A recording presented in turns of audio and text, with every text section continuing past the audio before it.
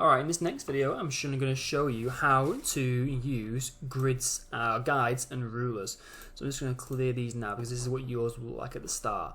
So if I go to view and go to rulers, you can see here that I've got rulers around the outside of my canvas, which makes things much easier for you to measure, because one of the things that's really important for magazine pages is how neat and accurate and well measured things are. So what I can also do is I can go to view, I can go to add a guide, and I can choose where I want that guide to go. So I can put vertical, and let's go for 10 pixels.